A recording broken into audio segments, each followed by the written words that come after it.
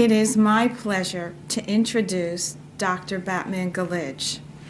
Dr. Batman Galich is a formally trained medical doctor who received his medical education and training at St. Mary's Hospital Medical School of London University. He has spent most of his scientific life researching the link between pain and disease and chronic dehydration. He discovered the healing powers of water 21 years ago when he was serving time as a political prisoner in an Iranian jail. And he successfully treated 3,000 fellow prisoners suffering from stress-induced peptic ulcer disease with the only medication he possessed, water. This is when he understood for the first time in medical history that the body indicates its water shortage by producing pain. Since his prison experience, he has focused his full time and attention on dehydration-produced health problems in the body. His discovery has helped hundreds of thousands of people suffering from a variety of pains and degenerative diseases regain their health. Dr. Batman Galich has presented his findings at several international and world conferences, and they have been published and peer-reviewed in a number of scientific journals. His findings are now available to the public in an easy-to-understand form in his 4 books, and his videotapes and audio tapes of his lectures plus combination programs. These health education materials have been peer and media reviewed and acclaimed both nationally and internationally. He is the author of 4 books, and they are Your Body's Many Cries for Water, How to Deal with Back Pain and Rheumatoid Joint Pain, Water, Prescription for a Healthier Pain-Free Life, and ABC of Asthma, Allergies, and Lupus. It is my pleasure to welcome Dr. Batman Galich. Ladies and gentlemen, Dr. Patel, it gives me a pleasure to be here and present to you once again my view or my discovery that chronic unintentional dehydration is the primary cause of pain and disease, including cancer, in the human body. As you know, I discovered this pain-relieving property of water in a stressful environment, in a human laboratory, stress laboratory called Evin Prison, where people were involved, not animals or rats. They had tongues, they could speak, and they could indicate their relief, they could give out their symptoms, and one could evaluate the impact of water on their health and well-being. Evin Prison will probably be remembered throughout future history that we are going to make out of that event. A significant turning point in the life of mankind, not because the authorities there killed a lot of people, but because they produced a stressful environment where the human body could reveal its stress-induced health problems, and water could reveal its magical curative properties in stress-induced health problems. We are better off as a result of what they did because of this discovery than anything that was done in research of medicine for the past 100 years. Because since 100 years ago, when we in medicine, my predecessors, started looking at the science of medicine, the question was asked, when is the body thirsty. A man by the name of Maurice Schiff, a Frenchman, said that thirst is a general sensation, and tried to stress this issue that we should look at dehydration through different perspectives in the body. Then there came a doctor by the name of Walter Bradford Cannon, an Englishman. He said, no, thirst is indicated by a dry mouth. When the mouth is dry, the body is thirsty. So we should drink water when we have a dry mouth. He was a very influential person, and the scientific community and the medical community bought into this false statement. And 100 years of money and time has been spent following, chasing this false assumption.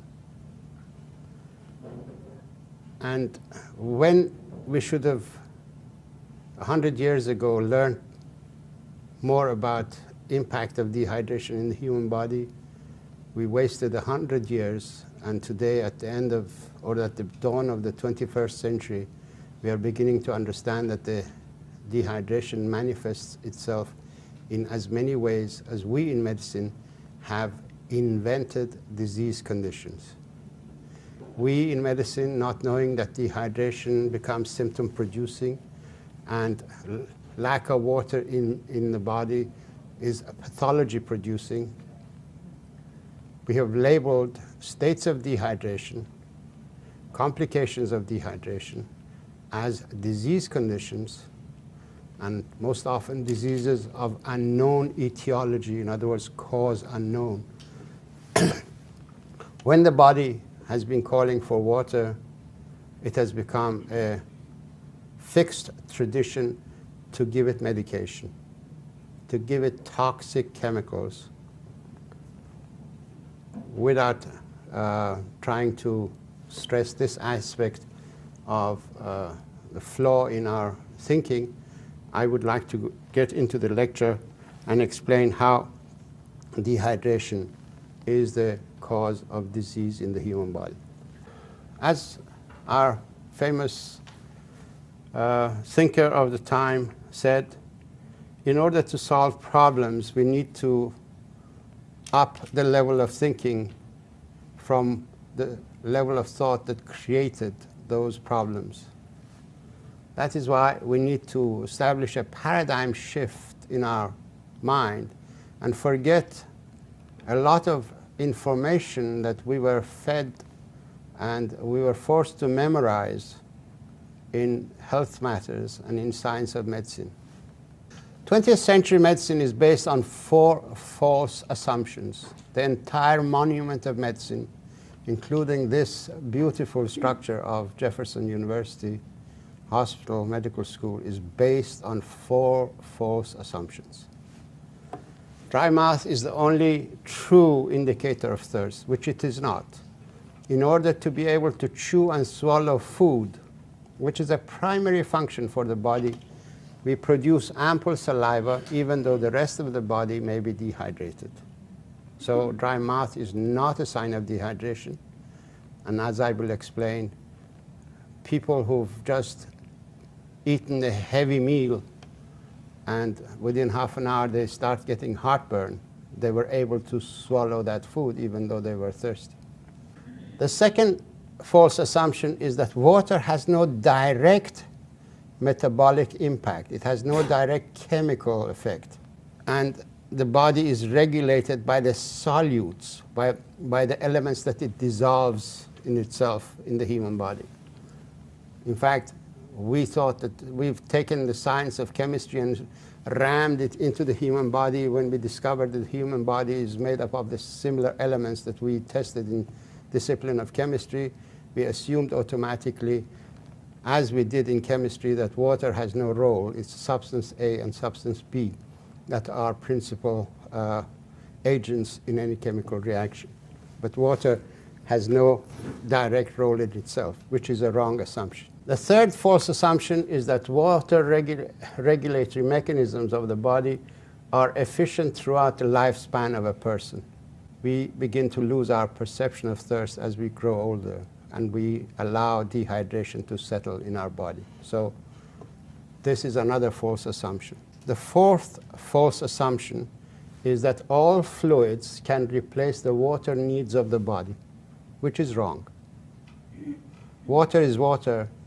Whatever is a fluid is not necessarily acting in the body in the same capacity as water. For example, milk is not water. It is food. Caffeine in beverages has its own agenda in the human body. It dehydrates the body. Its effect on the brain and kidneys results in a lot of production of urine. It's going to flush more water out of the out of the body than there is water in the beverage. So when you drink a cup of coffee and it's 200 cc's, your body will begin to lose at least 230, 250, depending on how dehydrated you are and how your body is trying to conserve its water content. But caffeine, the sum total of it is that it dehydrates the body. Caffeine does something else which is absolutely detrimental to the health of any living matter, and that is that it inhibits the enzyme phosphodiesterase, which is essential in memory making. Dr.